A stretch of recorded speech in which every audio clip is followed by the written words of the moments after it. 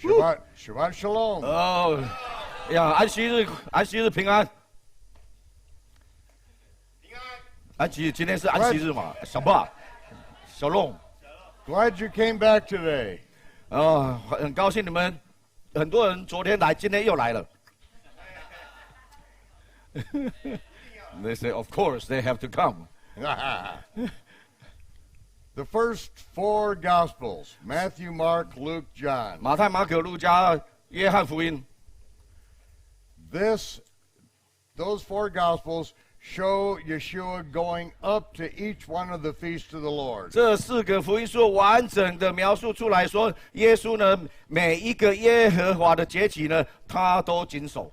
Those four Gospels declare Yeshua to be the prophet who we must obey. 而且这个十福音书呢，同时指出来一件事情：耶稣就是摩西所说的以后要来的那先知。你如果不听，而且不遵从的话语的话，你会在最后受到大审判的。Those four Gospels are the fulfillment of the messianic prophecy in the 18th chapter of Deuteronomy.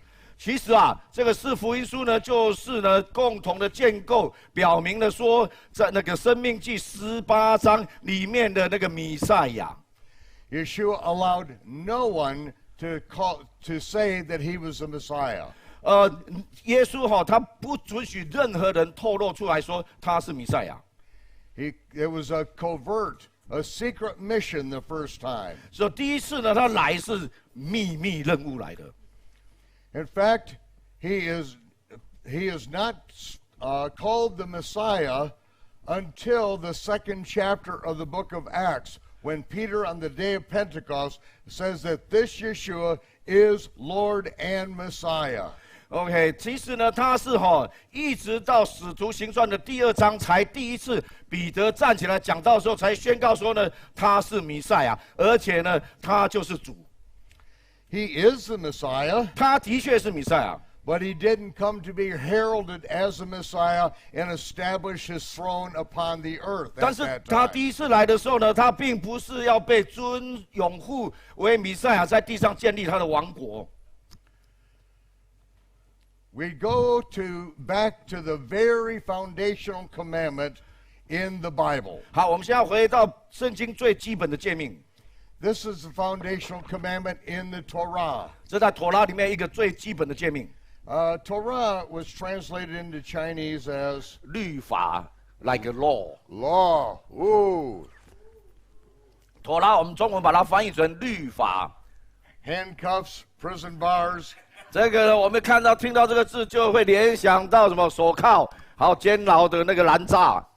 But that's not what Torah means. 但是其实这个翻译就让我们误解了妥拉的原意啊。Torah means the instructions. 妥拉呢是教导的意思。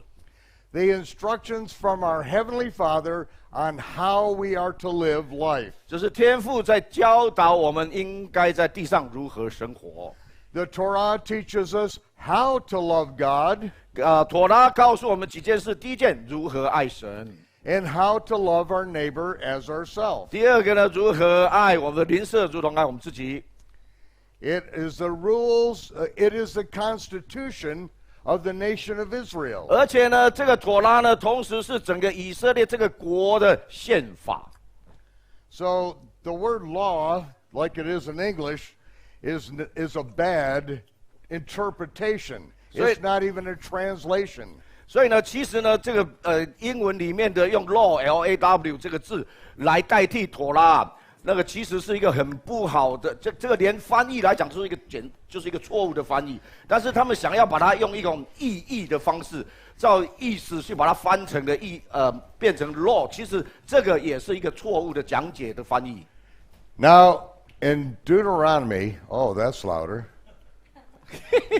In Deuteronomy chapter 4 and in chapter 12, it gives us the foundational commandment in the Torah. 申命记第4章、第12章给了我们最基本的诫命。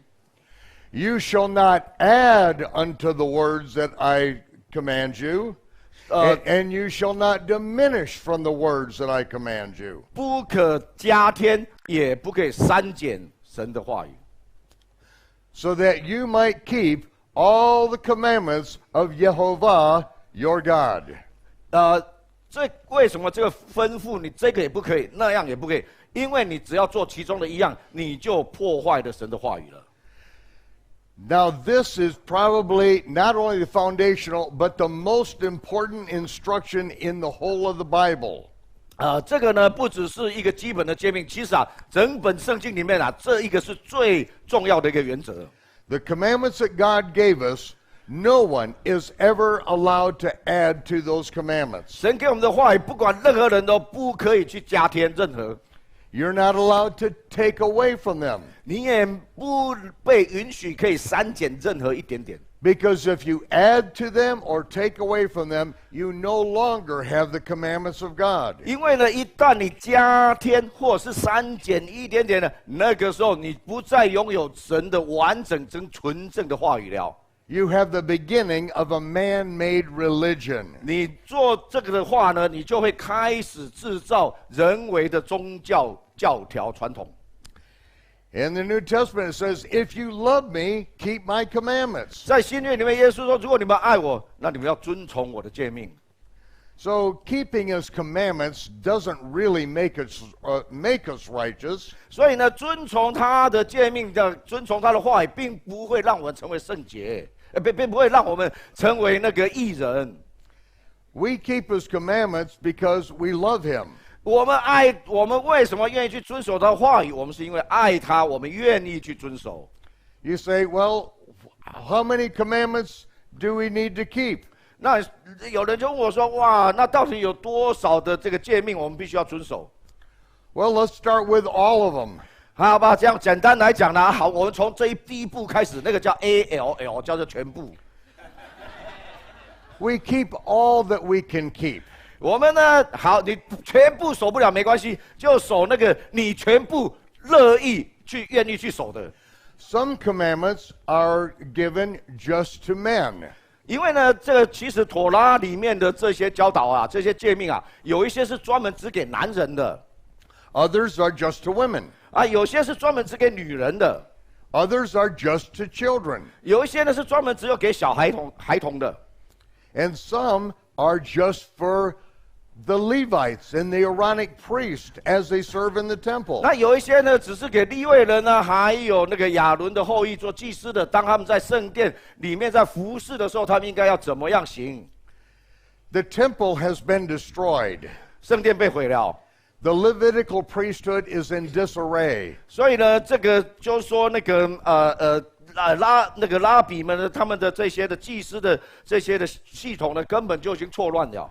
Nobody can keep Passover today. 在今天我们没有办法再照妥拉里面的规定的那样子的内容呢，去那个真正的来执行这个逾越节，来遵从这个守逾越节。Because we're forbidden from sacrificing the Passover in the gates of our own city. There's only one place where we sacrifice the Passover, that's Jerusalem. 因为呢，那个妥拉里面规定得很清楚呢，我们只有一个地点可以献上那个逾越节的羔羊的祭，那个就是在耶路撒冷，不是在你们个人的本乡的众城门的门口。Yet Paul speaks of us keeping or celebrating the feast of Passover. 可是呢，保罗仍然嘱咐我们说呢，我们要来庆祝逾越节。And when we do it, we recognize what Paul said, that Yeshua was our Passover who was sacrificed for us. 当我们在这个庆祝逾越节的，其实我们知道保罗他意思在说什么，意思就是说我们认知，我们也承认耶稣就是真正逾越节所预表那头真正的逾越节的羔羊。This year alone, I celebrated Passover 3 different times. 好，今年以来我在不同的3个时间点已经庆祝了逾越节3次了。We had a big Passover Seder. What did we have? Yeah. 500 people there. You were there. Yeah, I was there. 就比如今年他们呢举办的逾越节的那个庆祝那个有500多个人参加，我也去参加了。The next week, I did it for 50 more people. 那过一个礼拜呢，我又有50个人跟我一起庆祝。And a little bit after that, I did it for another 50 people. 再下一周呢，又有另外50个人跟我一起庆祝。Because when we do the Passover, we understand what's written in the Gospels about Passover. 因为呢，当我们在庆祝这样庆祝逾越节的时候，我们知道说，到底在那个四福音书里面所讲这个逾越节，它真正的意义是什么？So, number one rule. 所以第一条诫命， No one adds or subtracts. 没有人呢可以加添，也不可以删减神的话。 And yet, Phariseeism is based on thousands of rules and regulations that men added to the scripture. 但是呢，法利赛人的主义啊，或是把法利赛人的教条呢，就是建构在几千条他们自己人为创造出来的诫命里面。 I told you that my great-great-great-grandfather was a rabbi in Amsterdam. 我已经告诉你，我4代以前的祖父啊，他们是在阿姆斯丹的那个拉比。 Rabbi, that is a terminology that is used for Judaism, for Phariseeism. 其实啊，拉比，你们要小心拉比这个字啊，拉比这个是一个术语，是专有名词啊，是专门给这个犹大主义里面来使用的。 And Phariseeism is literally a violation of the commandments of God. OK， 他是在那个 Judaism 这犹大主义里面的法利赛人呢，才有这样子的拉比专用的称呼啊。然后这个呢，法利赛的这个教条呢，是直接违反了神的诫命的。 There are over 500 commandments that they added to the Bible about the Sabbath day, this day we're on right now. 光是以安息日来讲啊，光是安息日呢，他们就已经加添了最少500个以上关于安息日的规定。 And I guarantee that every single person here has broken several of those commandments already today. 我可以向你们保证啊，我们在座每一个人，如果你今天去参加法利赛人的这个宗教系统的话，你今天就已经违反了好几条以上他们的规条了。 I broke one of those commandments. 我自己今天一早就已经违反了一条了。 I carried this into this building. 因为呢，我今天呢把这个 iPad 呢就抱着它走进来这个教堂。 That is forbidden. 这个法利赛人是禁止的。 What you're going to learn today is that Yeshua was constantly violating the man-made rules and regulations of first century Judaism. 好，你们今天要学到的就是说，在四福音书里面啊，你会持续看到耶稣呢，他不停的呢要来拆毁法利赛人在第1世纪所建构的宗教体系。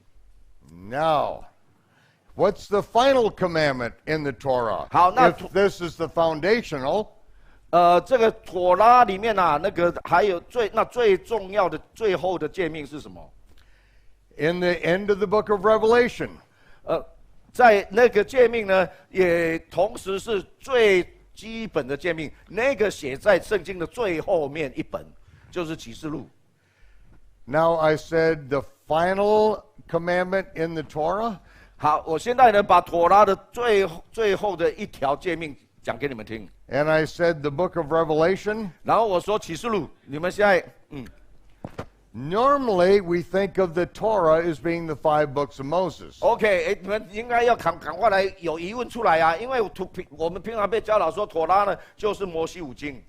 But Torah means the instructions, 但是你 God's instructions to us. 但是呢，详细的你查考这个妥拉的含义呢，它讲的它是神给我们的教导。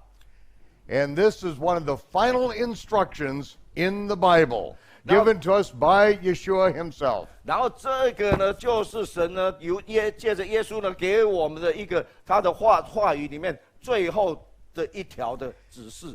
If any man adds to the words of this prophecy, God will add unto him the plagues written in this book. 如果人有在这本书上面这卷书上面加添任何的字的话，神会把这书里面所写的瘟疫要加在他的身上。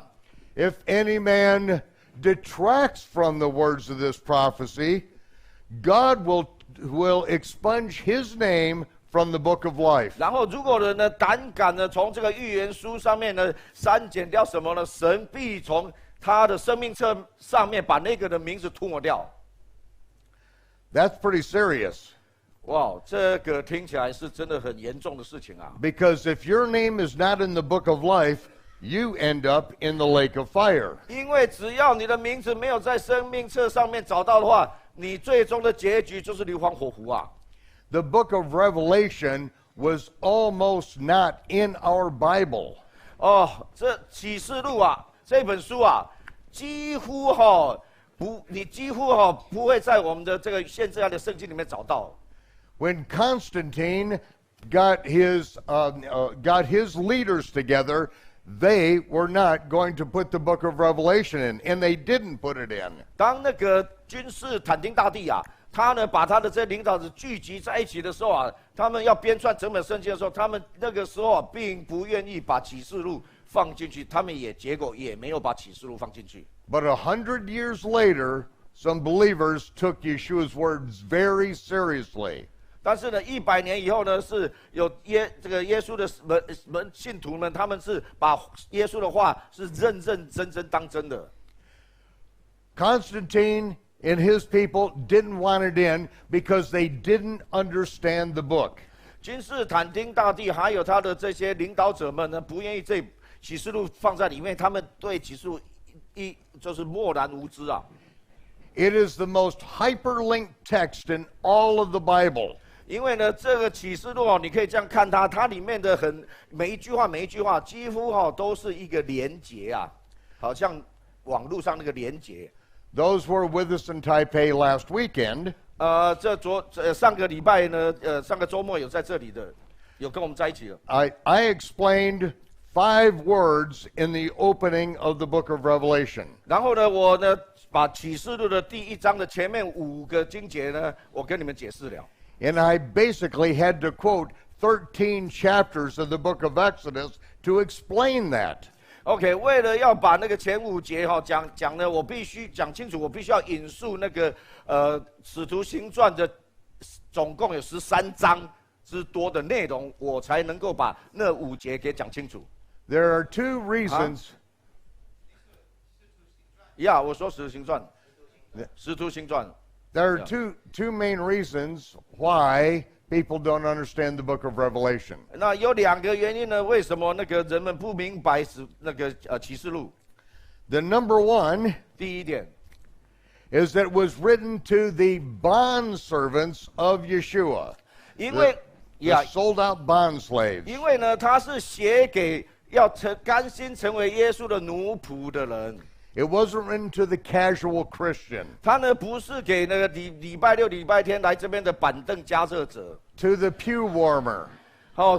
也不是给那些不冷不热的。No, it was written to those who are already being persecuted and were still standing strong, to his servants. 就是给这一些甘心做耶稣的奴仆，忠心持守到底的，即使他们是已经在那种大的那个困难逼迫当中，他们仍然甘心愿意要持守到底的那一些人，是写给他们看的。These are the things that Yeshua wants his servants to know, the things that must come to pass. 这也是为什么启示录开宗明义就讲说呢，这本书呢，你要指示我的众仆人，他们将来必成的事，因为这所有的内容只是写给他们看而已。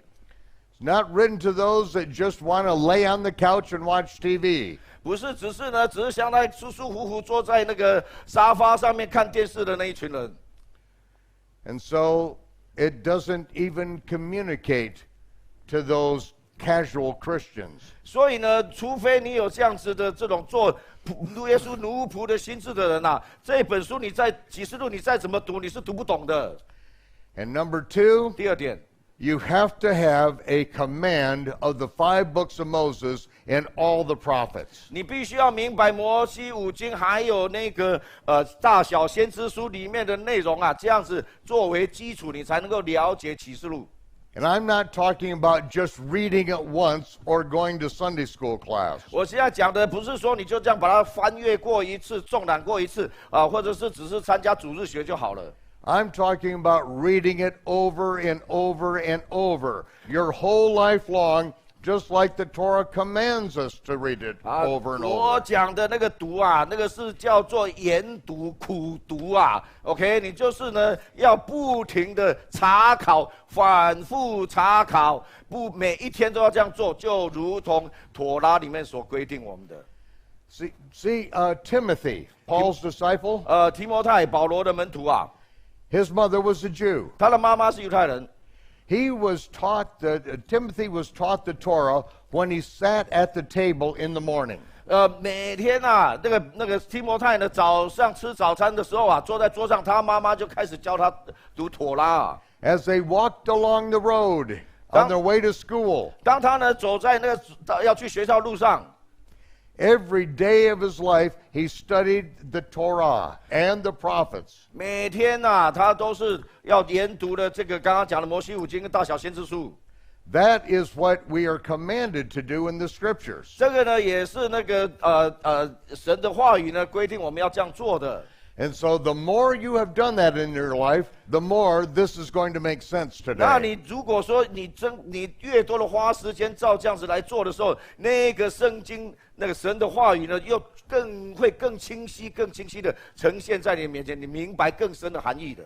So the Torah starts out, you don't add and subtract, and Yeshua ends with, you don't add and subtract. 所以你看看哦，如果把这整本圣经呢，就是当做那个神的教导妥拉来看的话，那个生命记呢，妥拉一开始的第一个诫命就是说，你不可以增加，也不可以删减神的话语。结果呢，到了这一本书的最后，那个启示录最后的时候，同样耶稣亲自给的命令也是一样，你不可以增加，也不可以删减。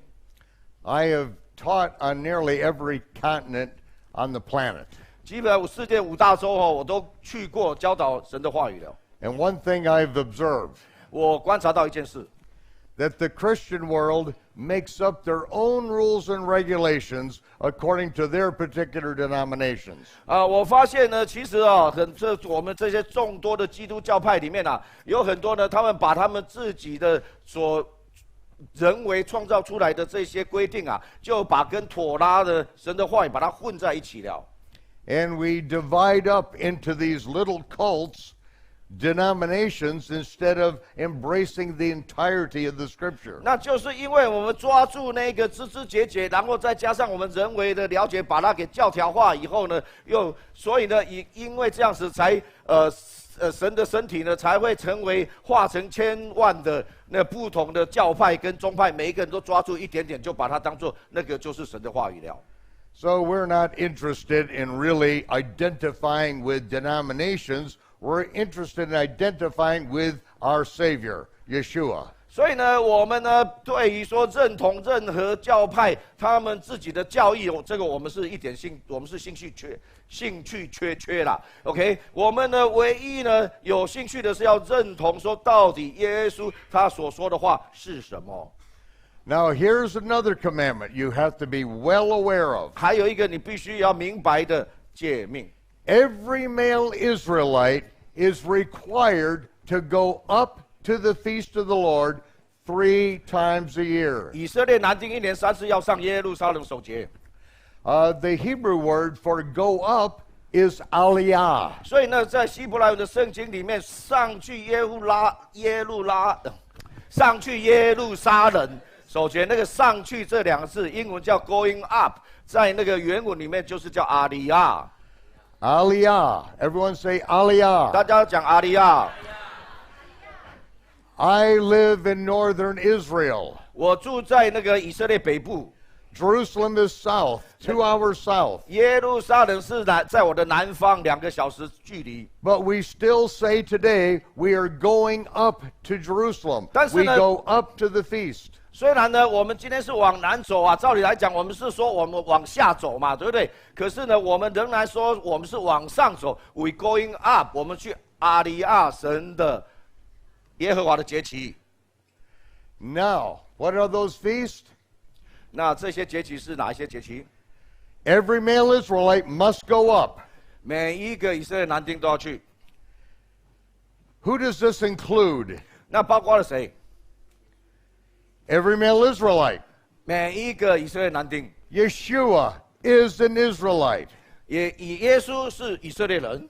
To keep the commandment of God, he must go up to the feast 3 times a year. 要遵守神的诫命呢，他一年同样的要上3次到耶路撒冷阿里亚。 The first feast, Passover, and the 第一 Feast of 个 Unleavened Bread. 就是逾越节，逾越节一开始以后，就连这个除酵节在一起的，是同一个节期。 Then the Feast of Shavuot, or Pentecost, 那 as it is in 再来 Greek. 就是七节，或是我们照希腊讲的是五旬节。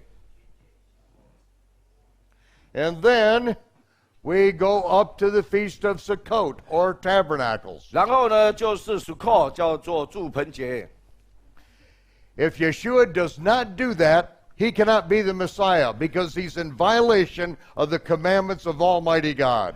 如果耶稣他没有一年上耶路上守这3个节的话，他就不能够成为，他就不够资格成为弥赛亚。光是这一条，他就已经违反了神的话语了。 I was raised in America. 我是在美国长大。 The Christians in America know nothing about these feasts. 美国的基督徒呢，对于这些耶和华的节期是一无所知。 They celebrate Christmas. 但是呢，他们很热烈的庆祝那个圣诞节。 When Nimrod was reincarnated as little baby Tammuz. 那个时候呢，就是宁怒他死了以后，据说呢，那个投胎转世呢，就变成圣经里面的塔摩斯。 They celebrate Easter. 然后呢，他们虽然去庆祝那个叫做以斯他路节，叫做 Easter， 我们叫做复活节。 Which is the name of the Babylonian sex goddess. 然后呢，这个 Easter 以斯他路就是巴比伦的性女神They don't even call it Resurrection Sunday. 他们 They call it Easter, the sex goddess Sunday. 你知道吗？甚至呢，他们连美国的基督连这一点概念都没有，甚至最少你要拜托把它称为复活节吧。你真的连复活节这个名字你都不把它冠上去，直接把它称为这个亚斯他路节 （Easter Sunday）。 And then they have the real big one, which is Halloween. 然后再来了，还有一个更精彩的、更劲爆的那个叫做那个万圣节。 Nothing about the feast of the Lord. 奇怪了，就庆祝这些节期、这些节，可是呢，这些节呢，没有一个是耶和华的节期。 So when I want to teach them about the Gospels, they are clueless. They have no idea. 所以呢，当我要教导他们那个神的话语，那个四福音书的时候他们是一听都听不懂因为他们对耶和华节期是完全没有线索的。 Because the Gospels show Yeshua going up to each one of the feasts. That's the framework of the Gospels. OK， 因为这个四福音书它的最主要的架构就是要告诉你，耶稣呢怎么样依着时序呢，在这个不同的节期呢，去上耶路撒冷去守耶和华的节期，这个就是四福音的那个时间架构。 And right now, you know more than anyone who has ever graduated from a theological cemetery in America. 好，现在呢，你们都已经呢，比美国任何从美国的神学院毕业的学生们都懂得更多了。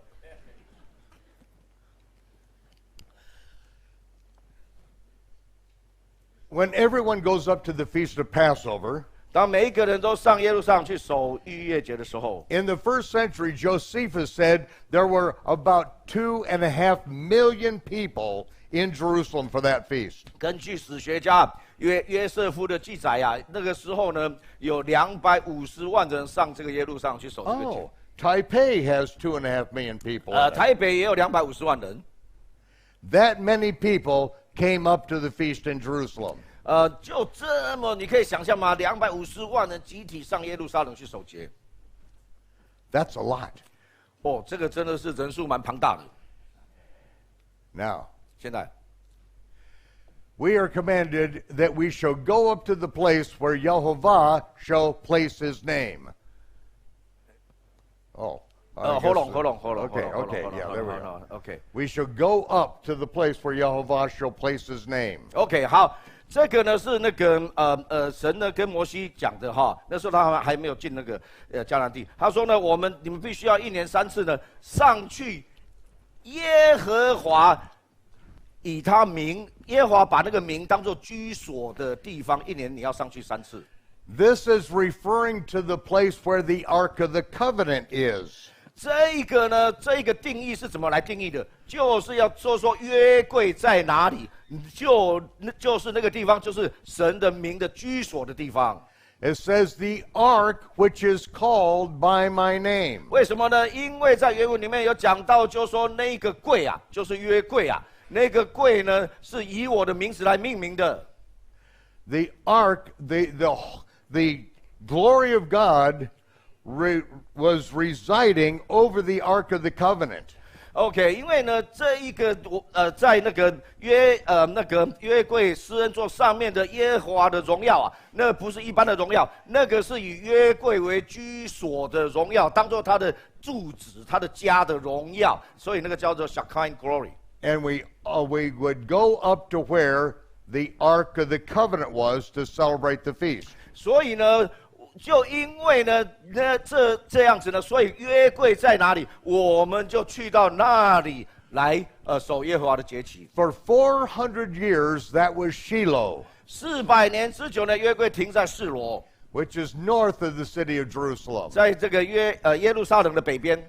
Jerusalem is about here. 耶路撒冷大概那里。Shiloh is up here. 示罗，大家看这西罗有没有 S 开头的那个 And that's where the Ark of the Covenant was 然 for 后它400 years. 现在它白色的圈圈里面那个红圈啊，那个就是约柜的所在地。Until David made the decision to bring it to Jerusalem. 一直到那个大卫决定把它从示罗搬到耶路撒冷以前。The first time he tried to do it by putting it on an ox cart. 第一次呢，他把那个约柜呢要放到牛车上。He learned the hard way that is not what you're supposed to do. 啊，他学了一个很惨痛的教训啊！哎呀，实在是不应该这么做的。Because an ox stumbled, a priest steadied the ark, and he was killed. 因为有一只牛呢失脚，所以呢一个祭司呢为了要扶约柜，当场就被击杀了。The ark is only to be carried on the shoulders of the priest. Period. 因为呢，唯一你能够搬运这个约柜的方式呢，必须由祭司啊用肩扛着。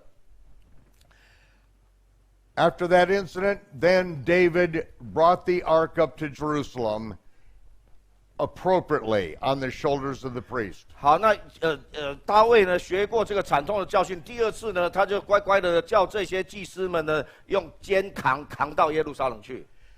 David built the tabernacle for the Ark of the Covenant in Jerusalem.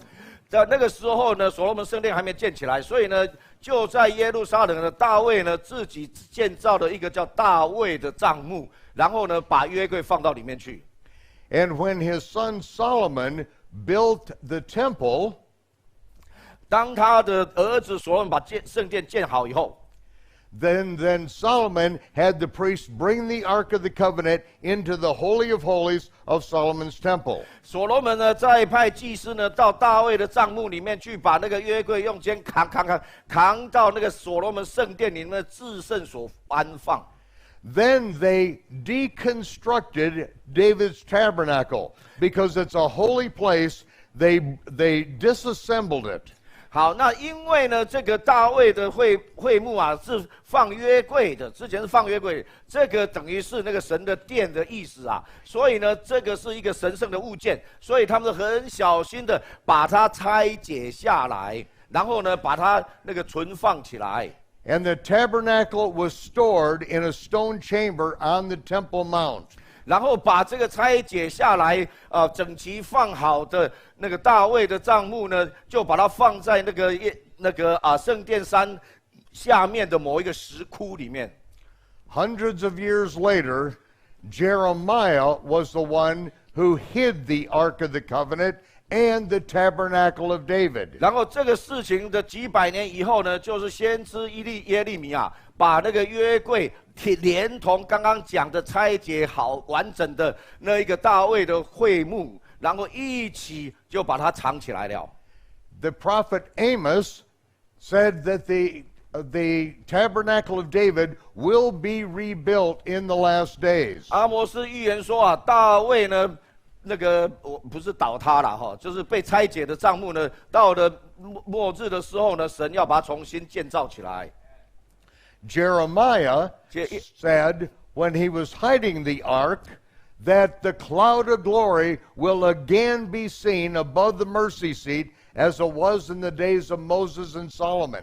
耶利米呢，他正在藏这个约柜的时候呢，神有个启示他说，在末日啊，当他约柜再度显现出来的时候，同样的，你会看到那个以那个约柜施恩座上面为居所的那个耶和华的荣光呢，会再度显现出来，如同当初摩西跟所罗门的日子一样。And that will happen when God confirms the covenant with his people. 那到底呢，这一个事情是什么时候会发生？时间点在哪里呢？那个就是那一句话，叫做呢，他必与许多人坚立盟约，他会坚立那盟约7年之久，就开启了那个时间点。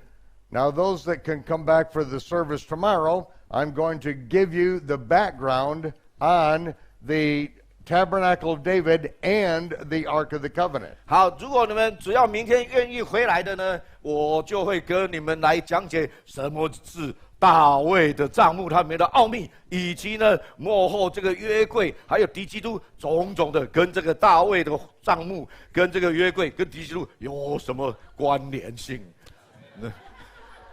？They were both found exactly where the scriptures said that they were hidden.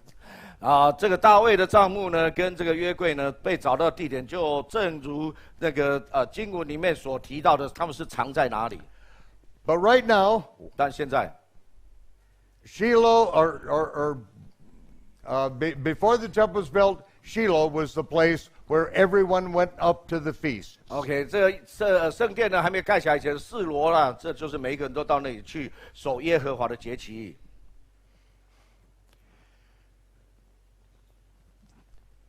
Paul said to the Colossians, the feast of the Lord are all prophetic shadow pictures of good things to come. 保罗啊，在哥罗西书里面说啊，那个所有这耶和华的节期呢，都是一个预言性的影儿，它是指向将来要完成、必要应验的那些美事。This is how God tells us the end of time from the very beginning. 这个呢，也就是为什么神在旧约里面一早就宣告说啊，是我耶和华呢，从起初就将末后的事给指明了。The Messiah, this is what the meaning of this is. The Messiah is required to go up to Jerusalem for the feast of the Lord. 所以弥赛亚呢，也是一年要上，每年都要上耶路撒冷去守耶和华节期。Now, there's Jerusalem. 好，现在看到那个红圈呢，那就是耶路撒冷。This is the Dead Sea. 好，旁边蓝色的那个死海。This is the Sea of Galilee. 上面那个蓝色的是加利利海。And where that little arrow is where I live. 好，你看到的现在那个有一种好像那个箭头的那个点啊，在边缘啊，那个就是我过去住的地方。This is the area of Yeshua's ministry. 他现在圈的大圈圈啊，大概耶稣的服事就是在这个范围里面。Now I'm going to take you there. 好，我现在带你到那里去。But I need to make this statement first. 好，我现在要把这个话先讲清楚。The feast of the Lord are prophetic shadow pictures of good things to come. 好，那个这一句很重要。耶和华的节期呢，它是一个预言性的影儿，它要指向真正的它的含义。And Paul said, if Satan would have known this mystery, he never would have crucified the Lord of glory. 保罗啊，讲这句话，他说啊，如果撒旦啊，他真正明白的那个到底耶和华的节期啊，到底是要真正来应验关乎弥赛亚的救恩里面的哪些事情的时候呢，那撒旦就不会那么傻，把耶稣钉在十字架上面了。If Satan could have known that by crucifying Yeshua, that he would be the Passover lamb to take away our sin, he wouldn't have done it. 如果啊，撒旦啊早知道耶稣呢，原来就是逾越节千年来逾越节里面的礼仪所指向的真正的逾越节的羔羊，原来就是耶稣。他在十字架上面呢，他要留下他那个圣洁的血呢，把世人的罪啊全部除去啊！哎呀，那样的话，撒旦如果早知道这一点的话，绝对不敢让耶稣上十字架的。John said that the world itself couldn't contain the scrolls of what should be written about 约 Yeshua. 翰说啊，如果要把耶稣呢所行的事迹啊，全部记载下来，这个世界根本就容纳不了那么多的书啊。But he said, "These things I've written that you might know that Yeshua is the Messiah, the Son of the living God." 但是他说写约翰福音的目的啊，为什么在这么众多的写不完的这些事迹里面，我单单挑这些写下来，把它变成约翰福音呢？因为我写的目的是要让你们看到这些，你们可以清楚说，耶稣就是弥赛亚，他就是永生上帝的儿子。So how does John, a Jew, prove to his Jewish audience that Yeshua is the Messiah? 好，那现在假设你就是犹太人，好，那个约翰是犹太人，那到底呢，约翰呢要怎么样才能够写，经过约翰福音所写的事情呢，来证明那给犹太人说，耶稣就是犹太人的弥赛亚。This is the entire timeline of Yeshua's ministry. 好，现在所看到的呢是耶稣的服事哈，他的那个整个时间轴啊，从开始到结束。Every single day, from the day he was baptized until the day he baptized his disciples with the Holy Spirit on the day of Pentecost. 这个时间轴的起点呢，是从耶稣在约旦河受那个施洗约翰的浸礼开始，一直到他升天以后呢，从那个天上呢，把那个用圣灵降下来，为他的门徒施洗为止。So, so the purple at the top, this is the Gospel of Matthew. 好，那个四福音书呢，它用4个颜色表明出来，所以上面的是紫色的是马太福音。Mark is in green. 马可呢，它用绿色的。Luke is in red. 路加红色的。And John is in blue. 约翰是用蓝色。And so every day that that they have recorded is on this chart. 所以呢，这四福音书的记载下来的事件呢，他就这样把它分成一天一天的，然后把那个事件呢完整的挂在每一天的这个时间轴上面。Now pay attention, because I'm going to teach you what every PhD in theological seminary in America has no idea of. 好，你们现在要全神贯注的听啊 ，OK？ 因为我现在将给你们讲的呢。即使是美国的有 PhD 的神学院的教授呢，对我现在所要讲的也是一无所知。Here it is at the beginning of Yeshua's ministry. 好，耶稣呢，在那个服事的开始的时候 ，John chapter 2, he goes up to the feast of Passover and the feast of unleavened bread. 他的约翰福音第2章呢，记载他上那个耶路撒冷守逾越节及除酵节。John chapter 5, 第5章 Shavuot, or the Feast of Pentecost. 第5章那个五旬节。John chapter 7第 and 7章 8, 跟 the 8章 Feast of Tabernacles. 住棚节第7章跟第8章。Then, John chapter 12, the Feast of Passover and unleavened bread, the death, burial, and resurrection. 好，第12章就是呢。逾越节，然后呢，那个也同时耶稣呢在那边受苦，然后上十字架埋葬复活。Those are the feast of Yehovah. 这刚刚讲到这几个节期，完全就是耶和华的节期，你要去1年3次要守的。He is required to go up to those. 这个按规定呢，他一定要去守。But then John gives us 2 more feasts. 可是呢，这个是叫好这个。他守这刚刚讲的这3个以外，他还有另外有2个节期，约翰也把它记载下来了。These are different. These are Jewish feasts. OK， 这2个节期呢是叫做犹太人的节期，不是叫做耶和华的节期，这中间有分别的。John chapter 8 verse 12 through the end of chapter 10 is Hanukkah. 那个约翰福音第8章12节开始呢，到约翰福音第10章的终了呢，就是献殿节。Hanukkah, translated in English or Chinese, is dedications, the Feast of Dedication. 那真正的正确的翻译呢，是要叫做献殿，献上去那个 dedicate。And then he goes back up to Jerusalem at the time of Purim, and that's when he raises Lazarus from the dead in chapter 11. 然后之后呢，他又回到了那个耶路撒冷的那一段时间呢，他把那个拉撒路从死里复活，那个是普尔节的时间，那是在第11章。See, when you have the Gospels in order, then you have cause and effect. Everything makes sense. 好，就是呢，唯有呢，你有这样子对于那个耶和华节期的时序上的了解，然后来看这个福音书的耶稣的行事的这个轨迹啦，那这样子呢，你才会有因果关系的了解。为什么这个时候他到那里去做这个事情，说这个话？ Now, it only took me 38 years to be able to compose this chart. 啊，这个呢，只花了我38年的时间呢，才做出来这一张表。And a little bit longer to complete the book.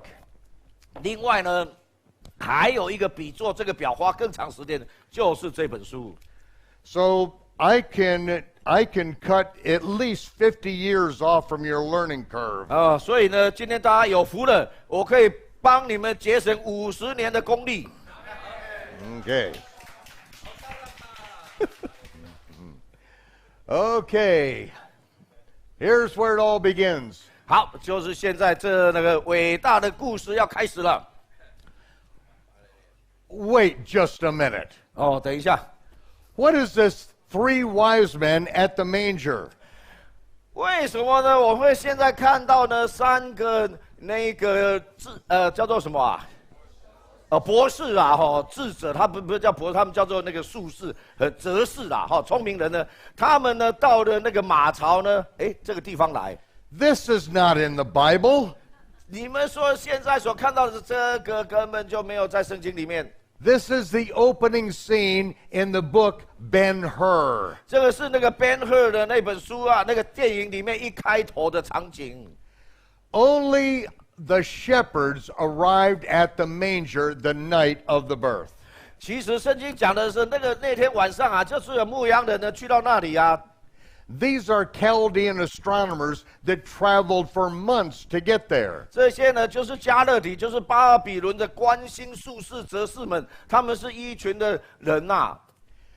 Matthew says that they arrived at the house where the young child was. 马太福音特别记清楚说，当他们这一大群的哲士们呢，他们抵达到一个房子，然后那个房子里面有这个小男孩在里面。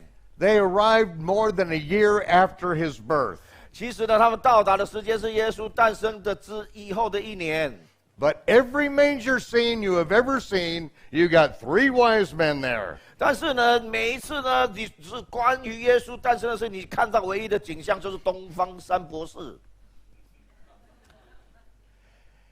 And if you're going to carry gold, frankincense, and myrrh, you're going to have a large, heavily armed caravan. 如果说呢，你呢要从那个大老远的地方带献上一大批这么贵重的黄金、没药、乳香，你最好带上一大批的那个警卫部队跟着你一起走。If just 3 wise men are traveling with this treasure, they're not wise men, they're fools. 如果呢，这真的是东方3个博士，他们是聪明人的话，他们就3个人就这样子带着这些过来，他们不是聪明人，他们是傻瓜。So these Chaldean astronomers saw his star in the east, and they turned around and traveled west to get to Jerusalem. 然后呢，就是因为呢，他们在那个加勒底，在巴比伦的时候呢，在那个东方看见了他的星啊，所以呢，他们呢就赶快往西走，要来看他。Why did they go the opposite way? 为什么他们往相反的方向走呢？ They weren't following Tinkerbell through the sky. 他们呢，不是像我们在电影里面看到的那一颗星在前面跑 ，tinkle tinkle tinkle 什么 bell 那个，然后呢，他们就跟着那个星跑，那是跑错方向的。Daniel. 但以理呀 Daniel was the one of the sons of King Hezekiah of Israel. 那个但以理的是西西家的其中的一个西西家王其中的一个儿子。Daniel, Hananiah, Azariah, and Mishael. 但以理跟他的3个朋友们。Daniel was raised in the court of the king. 他们呢都是在那个王的那个王室里面长大的。He was the grandson of King Yoshia. 他是那个约西亚的曾孙。Yoshia was the one who listened to the prophet Jeremiah, and the greatest revival in the history of Israel took place under King Yoshia. 那个约西亚呢，跟那个他就听从了先知耶利米的话，所以呢，就变成以色列那个有史以来最大的复兴。After hundreds of years of not keeping the feast of Passover, King Yoshia brought Passover back. 这个以色列那个时候呢，已经呢有几百年之久呢没有守逾越节的，就是在约西亚中兴的时候呢，第一次呢大家一起在守这个逾越节。The temple was in ruins. It was in disuse. 那个时候那个圣殿荒凉甚至都没有在使用呢。And King Yoshia said, "You go get the temple cleaned up. Clean it up and get it done now." 然后约西亚呢就跟那个耶利米讲说：“你现在呢赶快给我进去呢，把这个圣殿呢把它清除干净现在就进去Because Jeremiah said destruction was going to come to this nation. 因为呢那个耶利米先知跟这个约西亚讲很清楚，就是说那个你很快就要亡国了，毁灭马上要临到了。Because my people have committed 2 evils. 因为呢，神说我的子民呢已经犯了2个罪行。They've forsaken me, the fountain of living waters. 他们弃绝了我就是那活水的泉源。And they've hewn them out cisterns. 他们呢为自己呢凿出了一个池子。Man-made containers. 这讲的是人自己制造出来的那个储水的池子。And furthermore, they're broken and can hold no water. 而且呢，但是你自己凿出来这个池子呢，根本已经破碎了。你根本就不能够储藏任何的水，把它保守在里面的。This is the start of rabbinic Judaism. 这个呢，就是呢那个所谓的拉比那个犹大主义的开端。They have made up their own religious system and are ignoring God's word. 他们呢离弃了神如同活水般的话语他们自己另外创造了一个不能够储水的池子的宗教系统。King Yoshia told his scribe, "Go into the temple, get it cleaned up." 那时候约西亚王就是跟文士们说：“你赶快给我进去，把圣殿赶快抢时间赶快把它洁净起来Weeks later, the scribe comes back with a scroll, the Torah. 几个礼拜以后呢，文士们急急忙忙的赶快跑回来给约西亚王说哎呀，我们在清理的过程中我们找到了那个妥拉书卷。Say, look what we found in the temple. 他说：“你看看王我们现在找到什么？” He began to read it to the king. 然后呢，这个文士呢就开始呢把妥拉读给约西王听。The king ripped his clothes. 那个约西亚王当场悲愤莫名，就把他的衣裳给撕裂了。He began weeping. 开始嚎啕大哭起来。Because he knew that the nation was in deep trouble, just like Jeremiah said. 他知道说天因为呢他听了这些这妥拉上面的诫命，他一对照，我现在以色列民中我们大家所行的是这个犯下何等多的严重的罪行我们真的就像耶利米所说的，毁灭必速速临到我们。The king said, You priests are worthless. 所以呢，这些王啊，就对着这些的祭司们说：“你们这些吃闲饭的家伙，给我滚开！” I want you to find a prophet who will tell me what we need to do. 你现在赶快去找一个先知来告诉我们现在应当如何行。And so they went and found Huldah, 他们就去找到那个 Huldah， Jeremiah's aunt Huldah. 就是那个耶利米的婶婶或者是阿姨。She came in and told the king 她就进来啊，她是女先知啊，她进来告诉王， all that the Torah says is going to come to pass. The nation is going to be destroyed and carried away into 照 captivity. 妥拉书上面所预言的啊，的确啦，就是你们这个国要亡啊，你们要被掳到别的地方去啊。Moses said, if we do not keep the Sabbath year, then our enemy is going to come and carry us away into a foreign land, and while we are gone, the land will have its Sabbath rest. 因为摩西呢一早就讲清楚了，如果你们进到迦南地得那地为业的时候，如果你们不让地图守每7年守1年的安息年的话，以后呢你们将被掳到外邦去，好让这个地图能够主享安息年。可是都没做。So Huldah said, the word of Jeremiah is true. 所以和他说啊，根据这个妥拉摩西一早就写下来的那个耶利米所说的话语啊，这个预言是真实的。For 490 years, you never kept the Sabbath year. 490年来啊，那个以色列人从来没有守过一次的安息年。Now your enemy is going to come and carry you away into a foreign land for 70 years. 所以呢，现在呢，就照着摩西在妥拉上面所写的话，神要执行了。所以呢，你们就会被掳到那个巴比伦去呢70年之久。But because you have repented, it's not going to happen in your generation. 但是呢，因为你在我面前悔改了，所以呢，这个灾啦不会在你的有再生之年呢发生。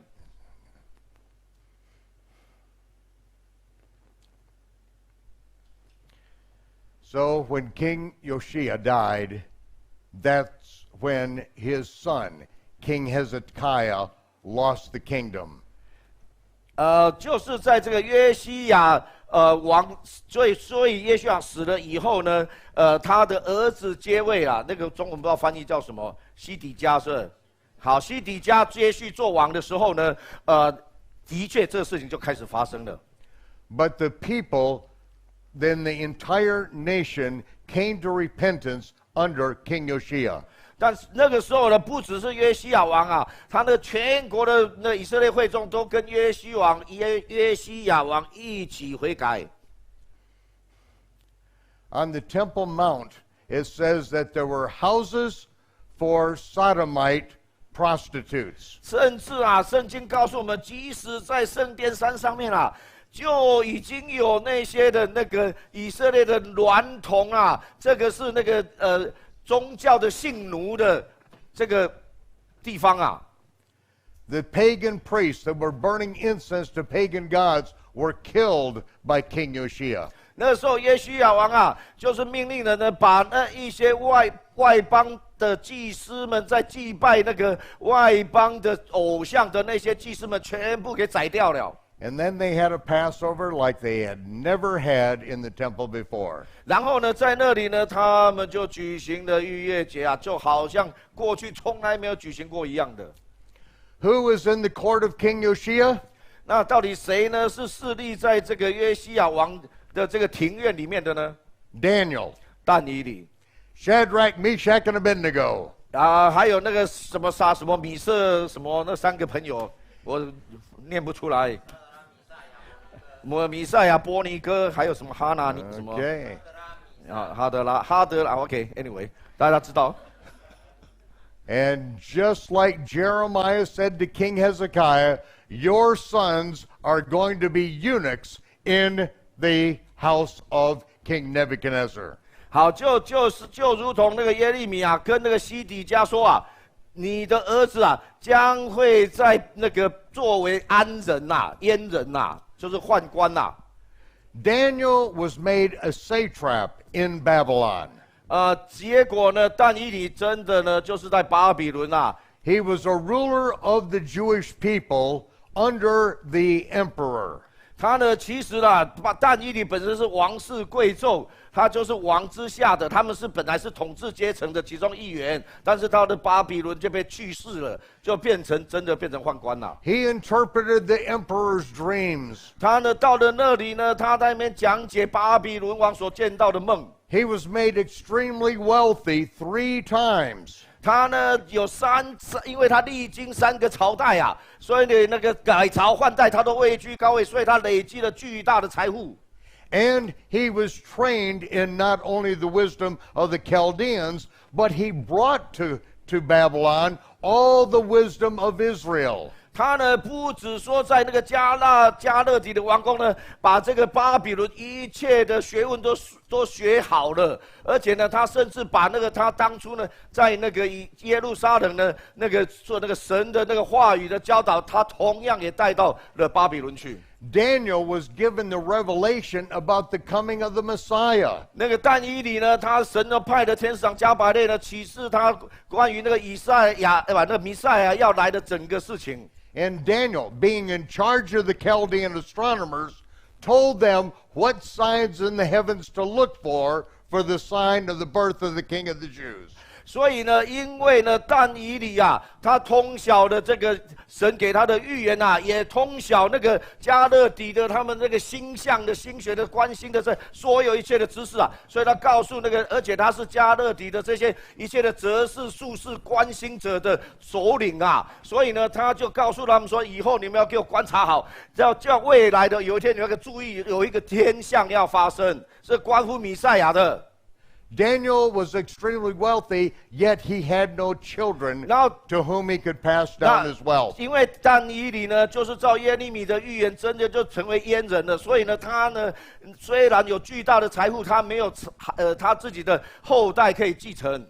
So he put his wealth into the hands of the Chaldean Jewish astronomers and said, "When you see this sign in the heavens, you take my treasure and put it at the feet of my Lord." 所以呢，那时候但以理啊，就跟他们这些术士、哲士们讲说啊，我这些巨大的财富啊，我现在就托付给你们了 ，OK？ 但是呢，你们要给我观看那个未来的那个天上的那个天象会有征兆的，你们看到那个征兆就是弥赛亚将要出生的征兆。你们要把我这些巨大的财富呢，把它带到那一个弥赛亚的脚前啊，现在他的脚前。So this caravan came from Babylon with gold, frankincense, and myrrh to bring to the king of Israel. 所以呢，你们就看到呢，从巴比伦来的一大堆的骑兵、马兵们啊，护卫着这些的刚刚讲的这些哲士们呢，他们带着大批的黄金、没药、乳香，要来见弥赛亚。Now, while Daniel was praying about the 70 years in exile, he knew that the time was almost up. 当那个但以理啊，为了被掳70年这个事情来祷告的时候，他算一算时间啊，这个70年已经快到了。He is like a prince, and he is responsible for the people. 他呢是位居高位，好像一个王一样啊，所以他呢对他的子民负担有责任的。So he's fasting and he's praying about these 70 years. 所以呢，他呢为禁食祷告，就是要关于为了这个70年被掳能够归回来祷告。And the angel Gabriel is sent from heaven to speak to him. 就在那个时候呢，神差派天使长加百列那个急速飞来啊，就是要来指示，要来回应但以理的祷告。Daniel's praying about 70 years, but the angel gives him an answer about 77s. 但以理啊，单只是在那个祷告关于70年能够被掳归回这事情，但是呢，天其实在加百列开启他的，不只是那个，乃是开启他70个7的但以理预言。77s or 70 weeks are determined upon your people in the holy city of Jerusalem. 70个7啊，或者我翻译成70周啊，那个呢就是神立下的这一个时间段。OK， 为什么立下这个时间段？它的目的呢，是为了你的圣城，就是耶路撒冷；为了你本国之民，就是以色列。这为什么末世以色列跟耶路撒冷是末世的中心舞台的关系？70 sevens to finish the transgression. 所以70个7啊，这个整个时空呢要完结啊，这样子呢，就那个时候所要成就几件事情啊。第一个呢，就是要止住罪过；第二个，除尽罪孽；第三个，赎尽罪恶，然后再来。70 sevens to make an end of sins. Yes, I say that. Okay. I was fair. Okay. 70 sevens to make reconciliation for iniquity. 好，也赎尽罪孽。70 sevens to bring in everlasting righteousness. 引进永义。70 sevens to authenticate the vision and the prophet. 好，这个是重点来了哈，就是说呢，这从另外一个目的呢，就是要来证实你那个to authenticate the vision and the prophet. 要证实2件事情哈，为证实2件事情。第一个呢，就是这个意象 ，OK， 就是他告诉但以理的这个整个意象。第二个呢，就是要证实 the prophet， 那先知就是弥赛亚。Yes. Now, the is prophet, not prophecy. OK， 所以你们要把那个和合本的那个地方改一下哈，不是封住意象而预言 ，OK， 乃是要证实 ，OK， 证实呢，那这一个意象是真的，而且呢，那先知不是预言，那先知就是弥赛亚。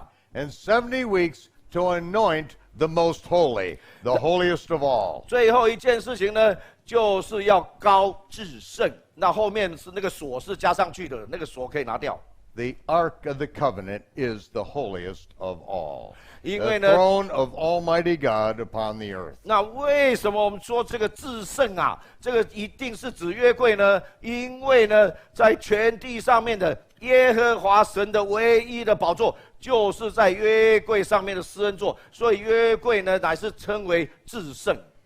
So, from the commandment to go forth and build Jerusalem until Messiah the Prince shall be 7 sevens and 62 sevens. 好，这个经文把它讲白的呢，就是说呢，有一个王以后啊，会发出一道命令，准许以色列回到耶路撒冷，连城带壕啊，全部建造起来啊。然后呢，从那个时间点你开始起算，一直看到那个弥赛亚大君王弥赛亚现身的时候。总共会有70个7。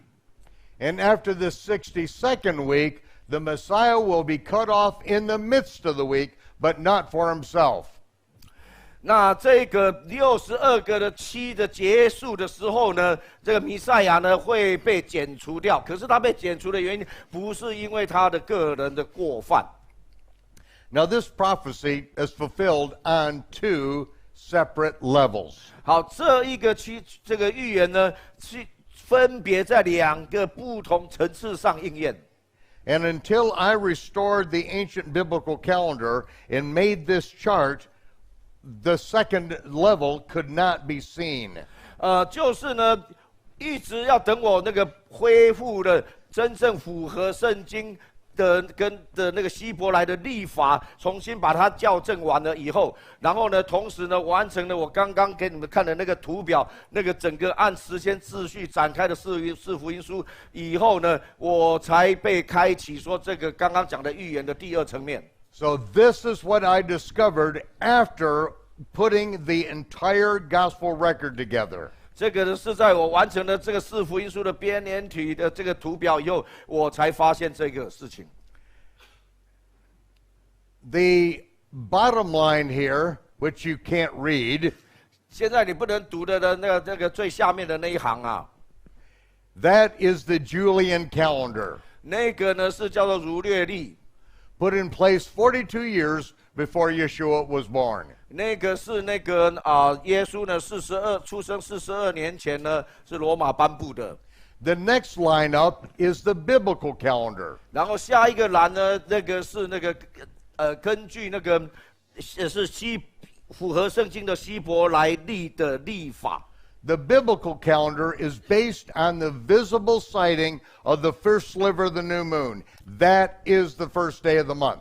好，那根据那个圣经的这个希伯来历法呢，你那个要怎么来计算一个月的开始呢？那是你要看到那个新月的第一抹弯弯的新月出现的时候，那个时候开始一个月的第一天。When I began this project 45 years ago, 当我45年前开始这个案子的这个 project 的时候 we had to just guess. 那个时候啊，我们只能模模糊糊的去猜测。We knew that the biblical month was either 29 or 30 days. 我们很清楚知道这个原则，就是说，如果照圣经的月份来讲呢，不是29一个月，不是29天，就是30天。And so, laying this out, we put 29, 30, 29, 30, 29, 30, 29, 30. 所以呢，我们只能在这个根据这样来揣测呢。所以比如说这个月是29天，下个月30天，这个月29天，下个月30天。And we had to admit we are just guessing. 而且呢，我必须跟大家承认说呢，这个我们只是揣摩的。But then, 50 years ago, this last month, something significant happened that changed everything. 但是呢，就在那个50年前的上个月啊，哇，一件事情，重大事情发生了，这一个就改变了一切。Neil Armstrong put a prismatic mirror on the moon. 那个是阿姆斯壮登陆的时候呢，他把一个会反射光的那个棱镜啊，就是放在那个地球上面 NASA 月球上面。NASA hit that mirror with gigawatt laser beams for 10 years. 然后那个太空总署啊，有10年之久呢，他们从地上发射那个亿万瓦的那个镭射光束呢，直接去射上那个镜子，月球上的镜子。They ran those calculations through the Cray supercomputer at NASA. 然后呢，因为那个镜子呢就会反光回来嘛，所以呢，那个他们在用他们的超级大电脑把10年所收集下来的大数据全部整理出来。And we were able to track the lunation period like we had never ever been able to do. 所以人类历史上第一次有这样的大数据，能够精准的来计算那个新月它的那个亮度的百分比是多少，还有什么时候出现。Knowing that the biblical calendar is based on the sighting of the new moon, 因为我的原则是这样，圣经讲就是说呢，你是那个到底那个新月新月是哪一天开始？一年就是新的月份是哪一天开始呢？是要你在耶路撒冷目击到那个新月那个一弯的亮亮的新月的那一抹新月开始的。we plotted a 1 square meter right in the middle of Jaffa Gate. 我们在耶路撒冷的加发那个城门口啊，我们画了一个1英尺见方的那个地区在那里。And I can tell you how much of the moon is illuminated down to 1,000th of a percent at any point in history. 我可以呢站在那里就先给你预测好了，就是说在下来的这个月份啊，那个到这个在我站在这里观测这个新月，它即将是那个亮度是在用1/1000做比例的那种亮度，可以达到1/1000的准度的那样子的亮度。还有呢是什么时间会发生？我可以目击到。For the first time in history, we're able to run the lunar calendar back and find the beginning of every month in Yeshua's ministry. 所以呢，历史上第一次呢，我们呢能够根据这些大数据的发现呢，而且把它回推到数千年前的那个耶稣的那个时代的每一个月的时间。I'm just about shaking when I get to tell you this. 我每次讲到这个呢，我就全身起那个属灵的鸡皮疙瘩。Because we know the very day that Yeshua went in and cleansed the temple for Passover in John 2. 因为根据这样的发现呢，我们就知道约翰福音第2章啊，耶稣呢进到圣殿去洁净圣殿那一天到底是哪一天？在约历上。I know the very morning when he healed the man who was blind, born blind. 而且我也知道说他到底在这个月历上面的哪一天的早晨啊，耶稣医治了那生下来就是瞎眼的。We could prove the very day of his crucifixion and his resurrection 3 days and 3 nights later on the third day. 所以呢，也是因为这样子呢，我们也可以精准的了解出来说，耶稣从上十字架那时候，还有他进坟墓开始呢，怎么样是3个晚上、3个白天，同时要在第3个白天的末了的时候复活。Now we know the lunar duration is not 29 or 30 days. 所以我们知道说呢，这一个月球的这个每次新月出现不是29天或是30天。Now we know it's 29.530581927 days. 我们知道是29.583什么后面的我没有记起来的。Now, from the day that Yeshua was baptized. 所以呢，从耶稣呢在约旦河受浸的那一天 Watch this. 要看好。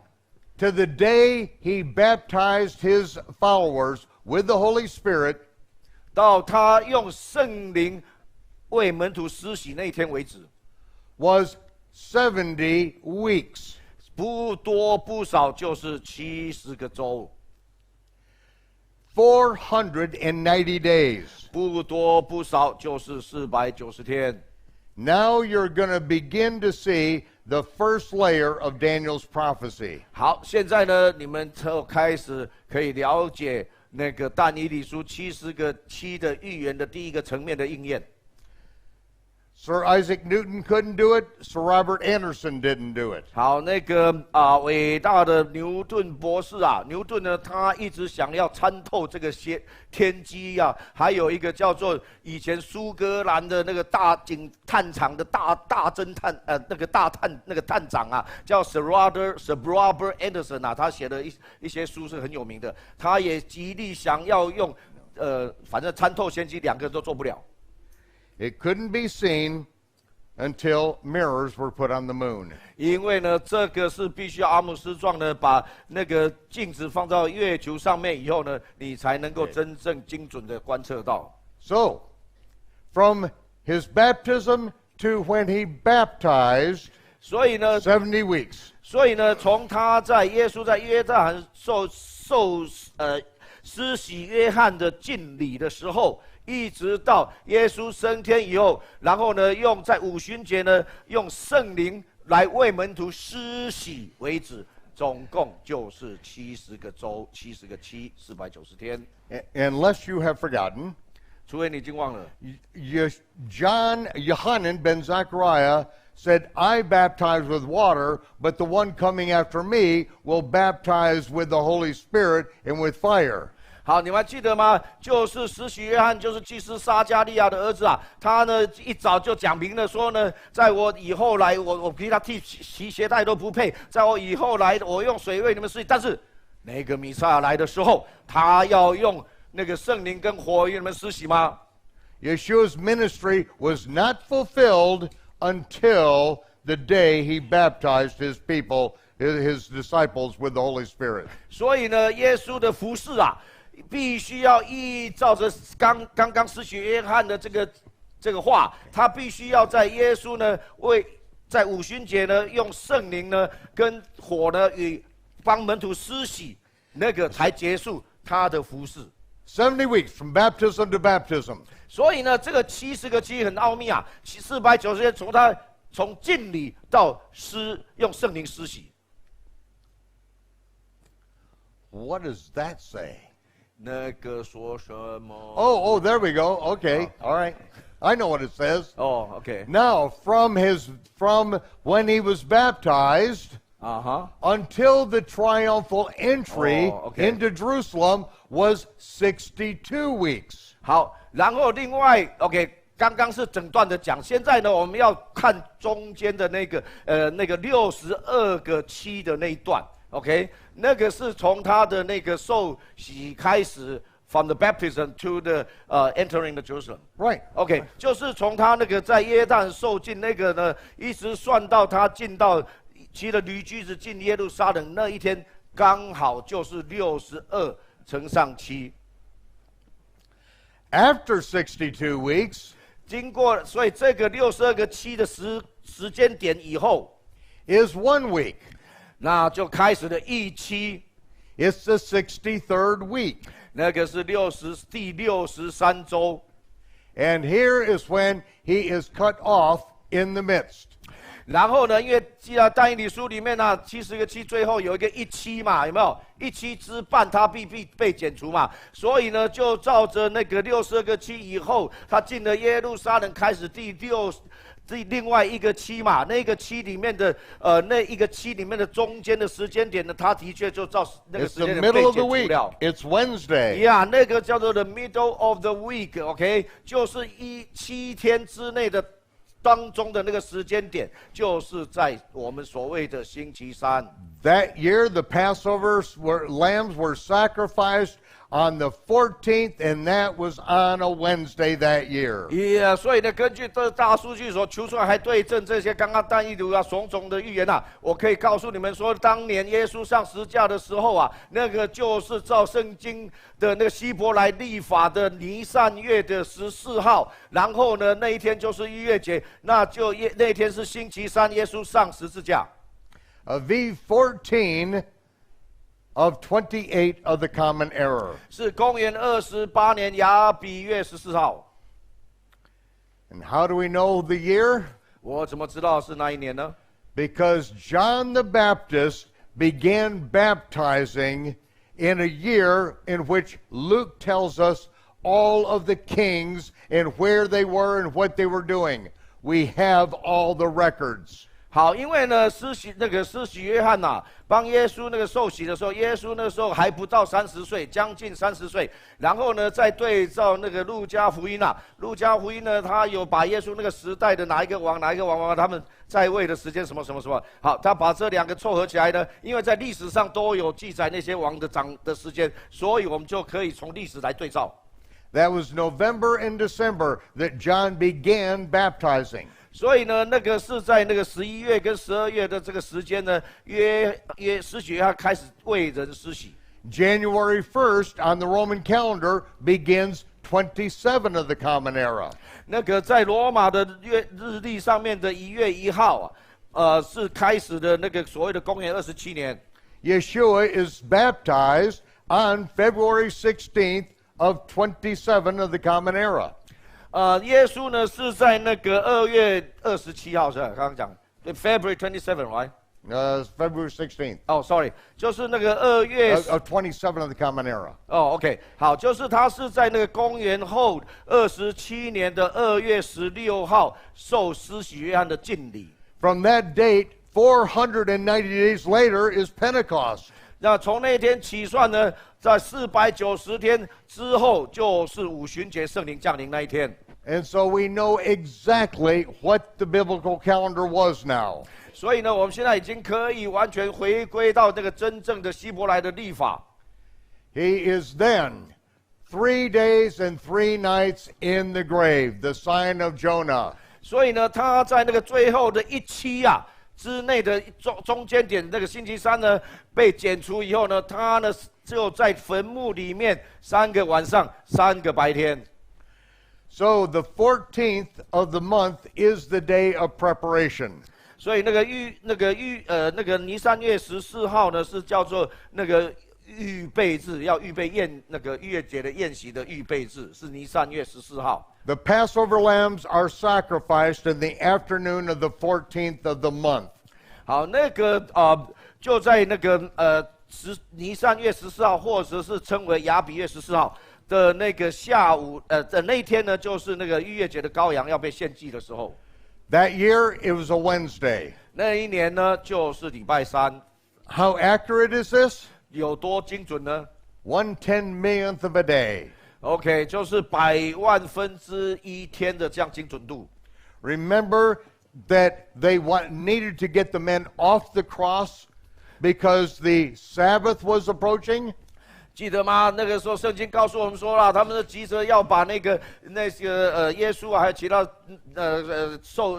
钉十字架的拿下来呢，因为安息日快到了。So they came and broke the legs of those who were on the cross. 所以那个时候呢，他们要把他们的腿都打断。But Yeshua was already dead. 但是那个时候呢，耶稣已经死了。What is this? To get them off the cross before the Sabbath? 为什么？这到底说，急急忙忙要把他们的都从十字架上拿下来？在那个安息日来临以前，这什么意思？ Because John said that Sabbath was a high day. It was a high Sabbath. 因为呢，在那个圣经里面，约翰特别指出来，这个安息日啊，是叫做 high day， 是大安息日。Because the day the Passover lambs are sacrificed, the day they're sacrificed, 因为那个在那个逾越节的羔羊呢被献祭的那一天， when the sun sets, it is now the 15th day of the month. 当那个日落的时候呢，就开始的第15天了。 Because biblical reckoning of time, the day begins at sunset. 因为照圣经的规定呢，一天的开始是日落开始。 And that begins the high Sabbath that starts the Feast of Unleavened Bread. 所以那个日落就开始的第15天，那第15天呢，就启动了为期1周的那个除酵节。那因为呢，它是1周的除酵节的第一天，所以被称为大安息日。 Every one of the feasts of the Lord begins and ends with a high Sabbath. It doesn't matter what day of the week it is. 所以每一个耶和华的节期呢，总是会从那个大安息日是第一天开始，最后的一天也叫做大安息日。 They had to hurry to get Yeshua in the grave. 不管说那个这两个大安息日倒是落在一个礼拜的礼拜几，那不管全部称为大安息日，也因为这样，他们要急急忙忙把耶稣赶快从十字架拿下来。 Before sunset on Wednesday. 然后就是在急忙在赶在那个星期三日落以前赶快拿下来。 And so now we can accurately count. 现在呢，我们可以精准的开始来算数了。 He was in the grave all Wednesday night. 所以呢，他是在星期三整个晚上呢，夜晚呢，就是在 He was in the grave all Thursday night. 然后星期四整个晚也是第二夜也是在 He was in the grave all Wednesday or Friday night. 然后第三个晚上就是在那个星期五的夜晚也是在 There you have your 3 nights. 这里呢，耶稣讲的3天3夜，你已经有3夜了。 He was in the grave all day Thursday. 然后呢，他的那个白天啊，白日啊，就星期日的白日，星期四的白日 which is the high Sabbath. 那个呢，就是刚刚所讲的大安息日。 He was in the grave all Friday. 然后再来是礼拜五整个白日， And he was in the grave all day Saturday. 然后呢，再来就是礼拜六的白日， And raised on the 3rd day before sunset. 而且呢，就是在那个礼拜六的第3天，就是礼拜六的白日呢，那个月亮那个太阳快日落以前，耶稣复活了，所以呢，也是在第3个白天复活，第3日复活，完全应验。 He was raised on the 3rd day, the Sabbath. 所以呢，他呢就是在第3个白日将近的时候，那个天呢是所谓的周安息日，那个时候复活的。Now at sunset, at the end of the Sabbath, is the day of the first fruits. 好，然后呢，就在那个星期六日落的那个时候呢，就开始的那个叫做初熟节。Remember what we did last night? 记得昨天晚上吗？ The 4 resurrections. 有4个那个复活呢，有1班、2班、3班、4班，还记得吗？ Messiah, comma. 弥赛亚斗点， The first fruits, comma. 那出手的那一批斗点。 When he arose, they arose and appeared to men in the streets of 那 Jerusalem. 刚刚讲的第2班那出手的那一批，就是耶稣当作出手的果子复活了，然后他也把首批复活的也把他们复活了，就是那一批他们进到耶路撒冷去。 Now the following morning, the high priest was to go into the temple and present the first fruits of the barley. 就在当下那个早上啊，那个大祭司要进到圣殿呢，要在耶和华面前献那个出熟的大麦，在耶和华面前的时候。 And from when the Passover lamb was sacrificed until he went in to present this, he had to he had to be in seclusion. No one could touch him. He could not be contaminated. OK， 就是在那个大祭司他在献那个逾越节的羔羊，那个时候开始呢，一直到他献那个初熟节的祭呢，这个当中的这几天啊，他必须要独处，他不能够被任何人触摸，不然的话，他进圣殿会被击杀了。So the next morning, early in the morning, while it is still dark, 所以呢，就在那个早上啊，天都还没有亮的时候 Miriam comes to the grave. 然后玛利亚呢就到了坟墓来。The grave is empty. 那个时候坟墓已经空了。She doesn't know what to do. 她傻眼了。She sees what appears to be a gardener in the darkness of the morning. 而且呢，那个时候天色很暗呐，他看起来一个像园丁的，这边是空墓，这边是一个看起来像园丁的。And she cried out to the gardener. 他就大声的跟园丁说 Where have you put the body of my Lord? Where have you taken him? 你把我的主的尸体放在哪里了？ And the gardener answers one word. 这个园丁呢，只用一句话回答他 Miriam. 玛利亚。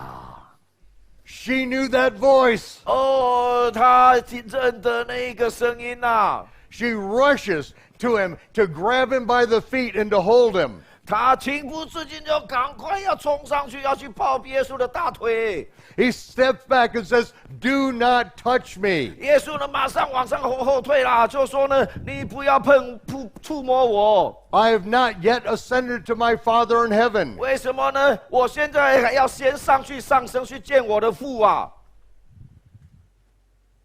Go tell my disciples, I now ascend to my Father and their Father, my God and their God. 去告诉我的门徒们说呢，我现在呢要升上去见我的父，也是你们的父。我升上去要去见我的神，也是你们的神。 And so she rushes back and gets Peter and James and John and brings them to the tomb.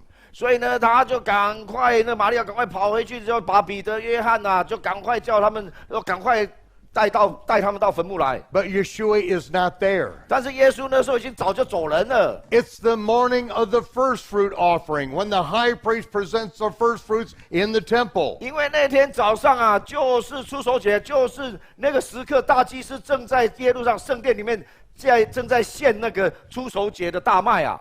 And Yeshua, who has been in seclusion for 3 days and 3 nights, 耶稣呢，也同样像那个大祭司一样啊，他要一个人独自的大祭司要在独自3天3个晚上3个白天，他在这个石窟里面啊，不能给人碰啊。耶稣一样也是3个晚上3个白天待在他的坟墓，那个也是石头做成的，他也是待在那一个人啊。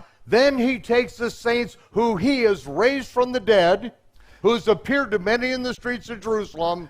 然后呢，那个时候呢，他就把这一些呢，他第一批首批复活的，当作出熟的果子的这些呢，而且这些人呢，他们也同时进到耶路撒冷，显现给很多人看的这一批人。 He ascends to the Father's throne in heaven. 就在那个他告诉玛利亚不要碰他以后，他马上他就把这一批他首批收割的出熟的果子，出熟意思就复活了。然后呢，就把他们带上去呢，升上到天上的宝殿里面呢，到父神面前来献出熟的祭。 He presents the first fruits from the earth.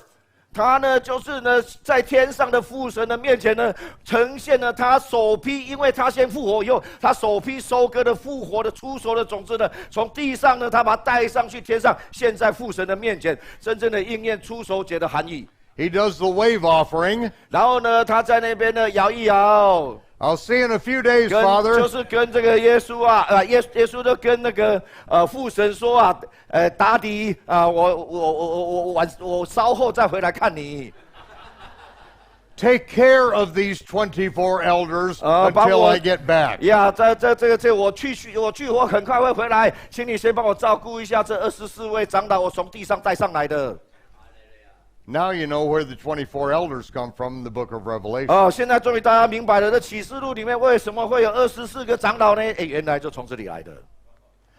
But you would never know unless you knew the temple liturgy and the feast of the Lord. 但是呢，你永远不会知道，除非你要先知道两个事情。第一个呢，你要明白耶和华节期他预言的含义，就像保罗说的是美事的影儿，他要应验什么？第二个呢，就是你要明白这些大祭司们他们在耶和华节期里面被规定所要做的这些圣殿祭祀的礼仪敬拜程序。It's amazing. 这实在太惊人了。啊，我们想到现在还是心蹦蹦跳。Now, the other women. 好，现在另外一个其他的女人们。Here's what happened on Wednesday, the crucifixion day. 好，现在的这是现在还原到当初耶稣受钉的十字架的现场，那个礼拜三。And you had to read all of the gospel accounts to put this together. 而且你要把四福音书全部都读，然后把它所有的都拼在一起。Joseph begs for the body of Yeshua from Pilate, and he gets it. 那个约瑟啊，他呢就跟那个比拉多啊央求啊，拜托啊，你把耶稣的身体给我。As he's going out of the city, he buys some white linen from the merchant. 好，然后呢，那个时候呢，他出去的时候呢，他就赶快去买了一个很好的细麻布。He takes the body of Yeshua and wraps it up in 然后 this 呢， linen 他呢 sheet. 就是把用那个白色的细麻布呢，把耶稣的身体呢，把它给那个缠裹好。广告一下，外面有那个耶稣的裹尸布，你们一定要去买。And yeah, I told them there's a DVD about the wrapping, the shroud. You know, they should also. don't tell them that. Okay. Tell them what I'm telling them. Okay, all right. Goodness gracious.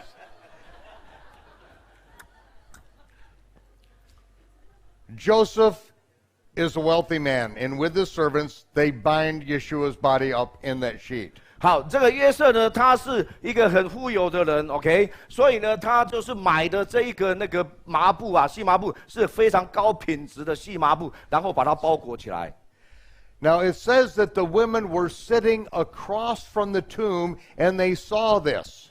然后呢，他说呢，这些女人们，她们是在那个坟，就是对着坟墓坐着哦，然后他们看到这个景象。They saw Yeshua's body wrapped up in a sheet, and then Joseph rolled the stone over the cave opening. 所以呢，当这个约瑟啊，用这个细麻布呢，仔细把耶稣身体缠裹起来呢，然后就放在这个石洞的这个坟墓里面，然后呢，把那个大的石头啊，把它滚起来的时候啊，把它封住那个洞口的时候，这些妇女们她们就是站在这个坟墓的外，坐在坟墓外面这样看这个整个场景。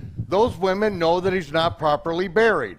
这些妇人呢，他们知道说，哇，这个因为太紧急了，太急迫了，所以这个安葬的过程啊，并没有照他们犹太人的这种正常的规矩。And so they left. 所以他们就离开了。Now it's just before the high Sabbath. 然后呢，这个呢是在那个安息日之前。They can't buy any burial spices. 好，然后所以因为呢就开始了刚刚讲的大安息日了嘛，所以所有的商店都关门了，所以你没有办法去买任何的香料。The high day, the Feast of Unleavened Bread, is on Thursday, and they rest.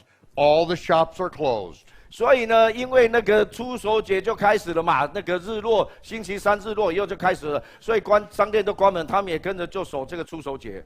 And then on Friday, they buy and prepare all the burial spices. 好呢，那到了礼拜五的时候呢，终于商店的门开了，他们就去买了这些埋葬用的香料。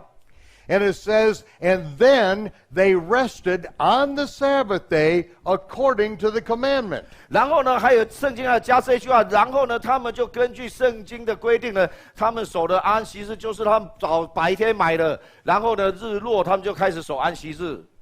And now, early the first day of the week, they bring the burial spices to the tomb. 然后呢，就在这个7日的头一日的很早的时候，7日头一日是礼拜六日落就开始的7日的头一日 ，OK， 然后那个太阳还没有出来的时候呢，他们就已经跑到坟墓那里去了。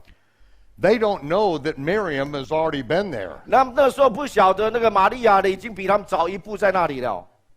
They get to the tomb and there are 2 angels there. 然后呢，他们所看到的景象呢，是在那坟墓呢那边有2个天使。They've just scared the bejesus out of the Roman guards. What? Say again? Forget it.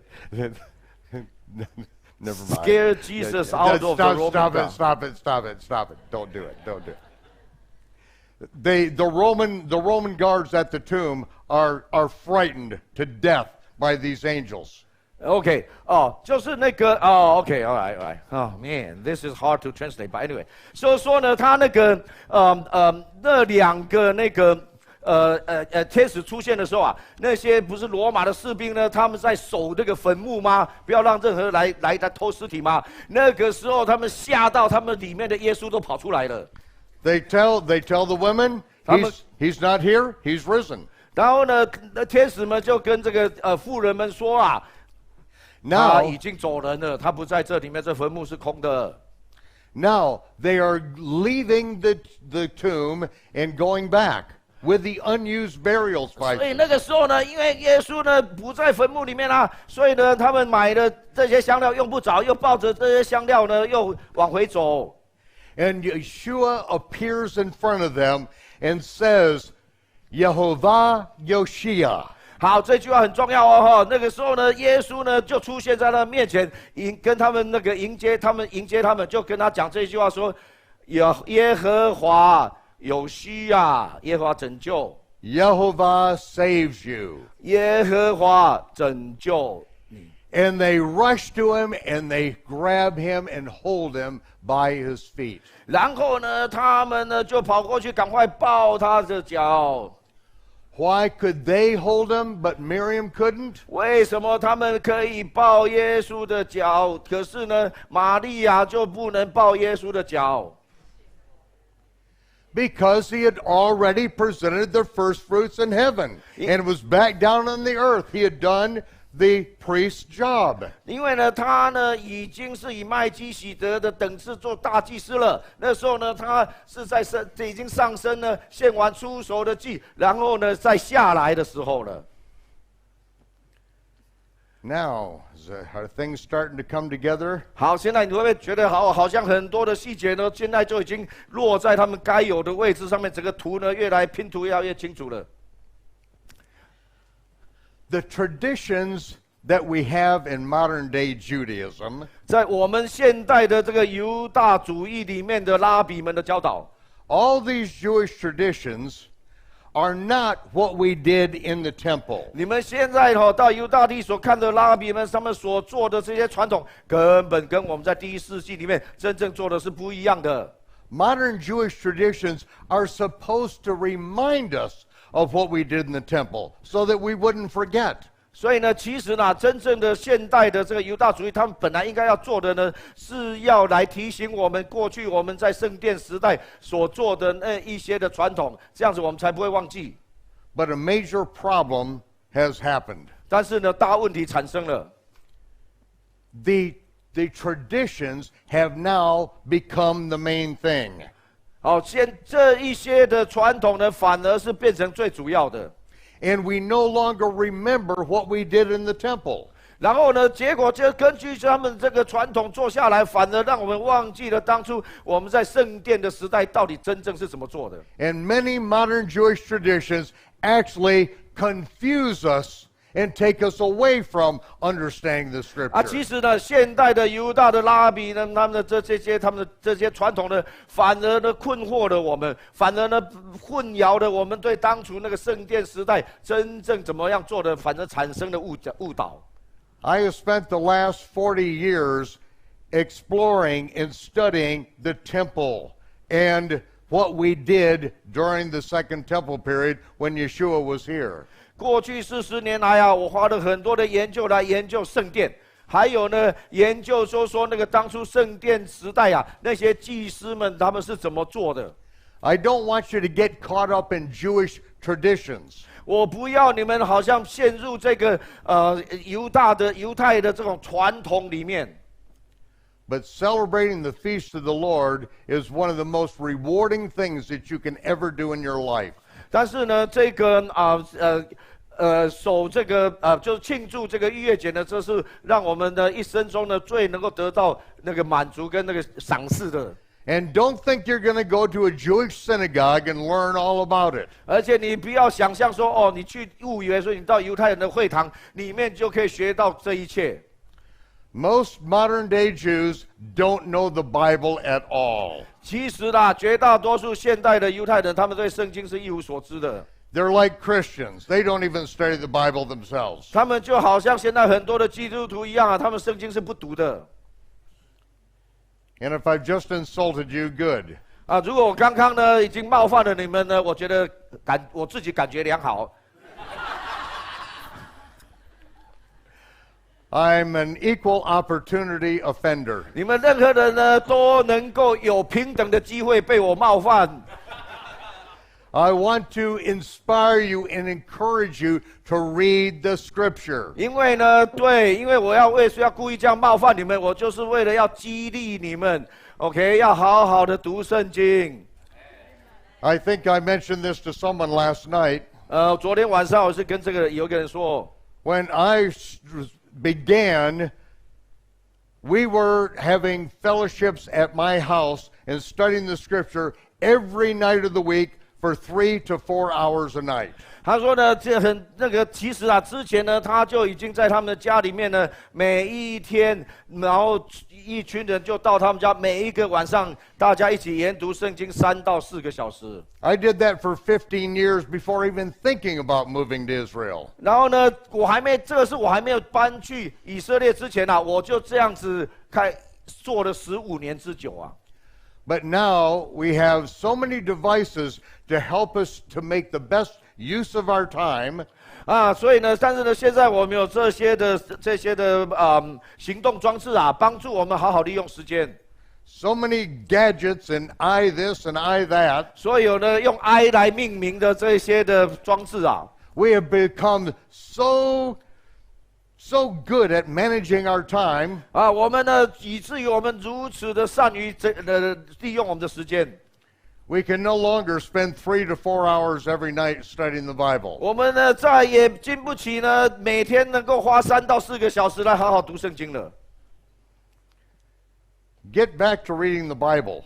啊，真的要放下很多来读圣经。There are no shortcuts. 没有捷径的。You can't just touch Paul and get all of his knowledge. 啊，你们不能够光是来挤这个大师，把他恩膏吸过去啊，没有这回事的。Okay, so. Okay, can you all right. can you explain that why Jesus said Jehovah Yeshua at that moment? That's the big point. Yeah. Good. Yes. We were talking about King Yoshia earlier, right?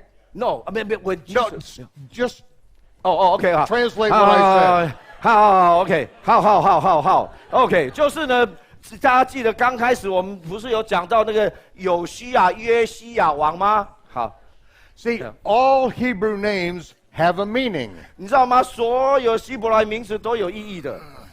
And King Yoshia, 所以这个约西亚王有西亚，大家记这个音哦，有西亚。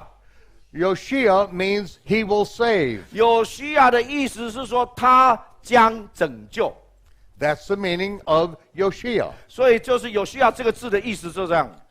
So, the angel Gabriel came to Miriam and Joseph. 所以呢，天使加百列呢就跑到跟那个玛利亚跟约瑟说。And said, you are going to, told Miriam, you're going to have a son. 说，玛利亚你会生一个男孩 And you shall name him Yeshua. 而且告诉他说，你要称他为耶稣啊。现在照希伯来文讲哈，他的名字耶稣啊。Yeshua for Yoshia. 啊，为什么要把他取名叫 Yeshua 呢，因为有西亚。That only makes sense in Hebrew. OK， 这个呢，除非呢在希伯来文里面来了解呢，你根本就不晓得天使在说什么。You should call him Yeshua, 你应该把它取名字叫做 Yeshua， which means Yehovah saves. 那个的意思就是耶和华拯救你。For Yoshia, he will save his people from their sins. 因为你所要出生的这个男孩。有西亚拯救，他将把他的百姓从罪恶中拯救，有西亚出来。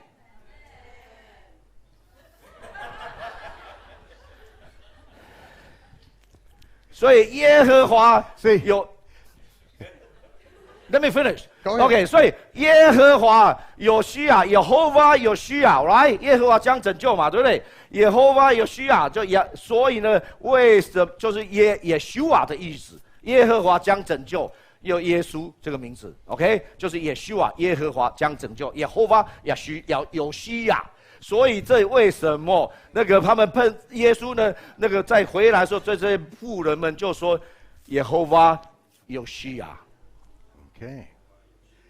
So to say his name shall be called Jesus, for he will save his people from their sins, makes no sense. 所以呢，你看，如果说你用那个我们的中文啊，或者是英文来解读啊，说你要把他名字称为耶稣，或者 Jesus， 因为他要 save， 他要拯救他的百姓出来，这个跟着语义完全没有办法通的。There has never been a person born in Israel by the name of Jesus. 因为整个那个以色列有史以来从来没有一个人，他的名字叫做 Jesus。But Yeshua is a common name. 但是呢 ，Yeshua 这个名字是很普遍的。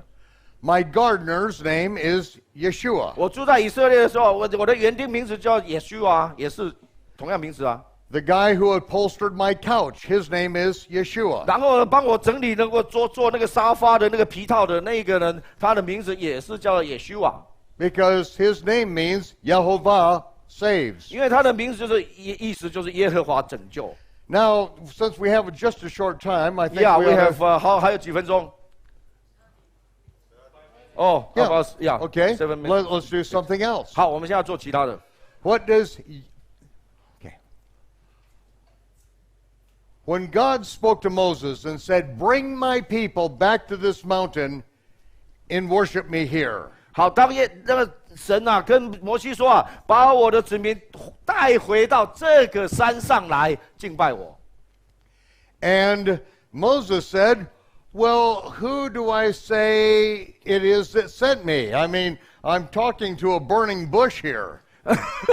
然后呢，那个摩西啊就说：“哦，你差我去把他们给领出来。可是当我去跟他们领出来说。”那我到底跟他讲说，那这一个神啊是叫什么名字啊？因为我现在只是看到那个荆棘火焰而已啊。And he said, "Haya Hove Veyavo." 那时候他就告诉摩西说 ：“Haya Hove Veyavo." I am he who was. 我这个意思就是说有三个时态啦，就是呢过去是 Haya。Who is 然后那个 Hove 就是 and who will forever be. Hove 的意思说我现在是 I am 我存在，刚刚那个是过去是 I was， 现在是 I am， 然后最后那一个希伯来文呢讲的就是 I will be， 我会存在，而且永永远远存在这个时态。Haya Hove Veyavo. Haya Hove Veyavo. And then he said, Yehovah is my memorial name forever. 然后他就说啊，你们要用什么名来世世代代的纪念我呢？这个名是叫做耶和华。This is a name that you will remember me forever. 这个是你们世世代代要记得，这个是用这个名来纪念我，来记住我的名字。Because Yehovah is a contraction of. 因为呢，耶和华这个名字呢，是由三个刚刚讲那个13个时态把它给复合起来的。Ova, Ove, Ye, Ve, Yevo. 就是哈呀、吼威，然后也后 They, 也因为我以前学的不一样，所以好。So the short 就是 form is Yehovah Yehovah. 所以呢，就是把刚刚讲的那个3段各取一个音组合起来，变成Yehovah。What are you saying when you say Yehovah? 所以，当你在宣告 Yehovah 这个名词的时候，你到底是在承认什么？ I was, I am, I'm the one to come. That's right. And that's also what it says in the book of Revelation 哎， in Hebrew. 这个呢，也就是在那个启示录里面，为什么耶稣也说我是那昔在、今在、以后永在，并且将来的君王？那个你要用希伯来文的概念，虽然它是希腊文，但是用希伯来的概念，你就明白，他就是在讲说，他就是摩西当年在荆棘火焰中跟他说话的那一位。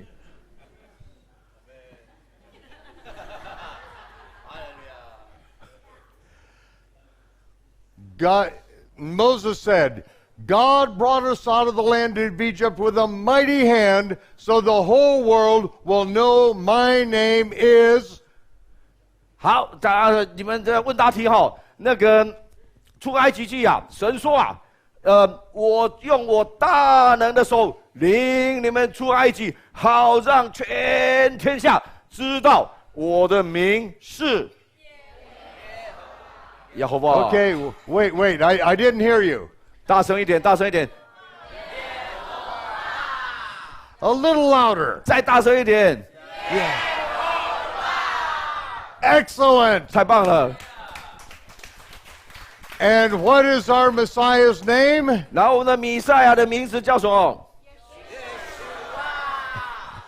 Why? 为什么叫做耶稣啊？ Yoshia. Yeshua for Yoshia. 因为呢，因为呢，耶和华将拯救，所以耶和华、耶稣啊、有西啊，就变成耶稣啊，把它复合起来，这个名字就变成耶稣啊。所以它的意思就耶和华拯救。Wait. Oh man, okay. Stop just a minute. 3 minutes. No. 2 minutes. Oh. I got a failure. Okay.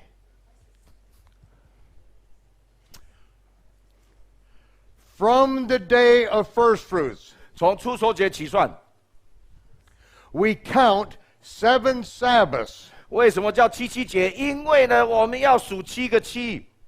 And that brings us to Shavuot. 然后在一天就是所谓的五旬节。 So here's the whole thing. 现在呢，这就是完整的拼图出现了。 77s is Yeshua's ministry. 好，就是这个弥赛亚的事工，这个70个7的完整拼图。 70 weeks from his baptism until he baptizes. 就是说，从他受洗到他用圣灵为门徒施洗，刚好是70个周，就是70个7。 62 weeks from his baptism to the triumphal entry. 那从他受洗开始呢，到他骑着驴驹子进入耶路撒冷，那是62个7，62周。 After 62 weeks, 1 week, the 63rd week. 然后呢，这个62个周结束，开始第63个周，那个叫做一期 ，OK， 就那个1周的时间。 Yeshua is cut off, crucified on Wednesday in the middle of that week. 在这个1期之半，就是中间点的耶稣呢被捕，然后上十字架。 He's in the grave 3 days and 3 nights and raised on the 3rd day, the Sabbath. 然后3个晚上，3个白天，第3个白日将近的时候，他复活了。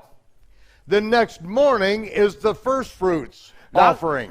然后呢，这个一期就结束了，然后就开始的7日的头一日，也那天也刚好就是初熟节，耶稣开始献初熟的祭。 He ascends into heaven with the 24 elders 他带着 and presents 24位 them. 长老呢，进到天上的宝座殿。 And that day he's back on the earth. 同样那一天，他下来到地上。 Then we count 7 Sabbaths 然后从那一天开始算7个7个安息日。And that brings us to Pentecost, Shavuot. 然后呢，就带我们到了五旬节了。It's all there. 所以大家都看到吗？62个7，一个7，一7之半，米撒被剪除。然后呢，在那个60就是7个7 62个7，总共60个9个7不是就 OK， 62个7一个7，然后还有剩下一个7个7，那个就是从那个出手节献耶稣献那个出手节开始算7个安息日，7个7，隔一天就是五旬节，为门徒降下圣灵施洗，完成施洗约翰所说的用圣灵与火为门徒来施洗，总共刚好70个7。但以理书的70个7，这个第一个层面的应验完全，所以你才知道，的确耶稣的确就是他天使加百列告诉但以理的那个弥赛亚那先知。Okay, it's lunchtime. OK， 吃中饭时间到了。When you come back, we'll do the second layer of Daniel's 好，当你们 prophecy. 回来的时候呢，我再为你们解开但以理书70个7的预言的第二个层面。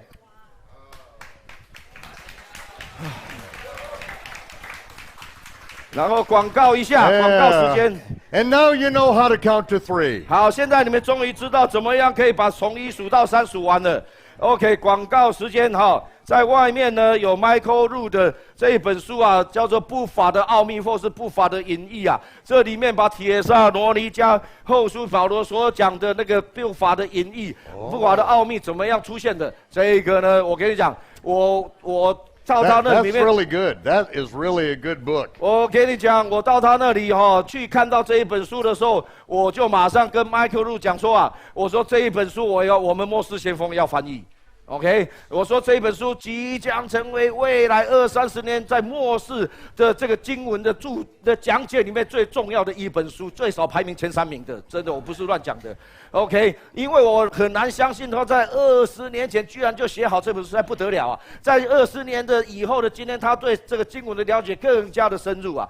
可是这里面啊，我没有看过，就是说这样子精准的、有洞见的，而且无误，而且诚实的，没有扭曲神的话语，从创世纪一直到启示录，他可以清清楚楚的把所有的经文都穿插在一起，给你佐证呈现出来，就像你们今天所听到的一样。OK， 都在这里面。这里面呢，我们花了将近1年的时间翻译是最难翻的一本书。OK， 然后我又花了7个月的时间校正。OK， 所以真的是大大的广告。OK， 然后可能今天这个晚上呢，可以请他签名。OK， 好，然后呢，这个呢。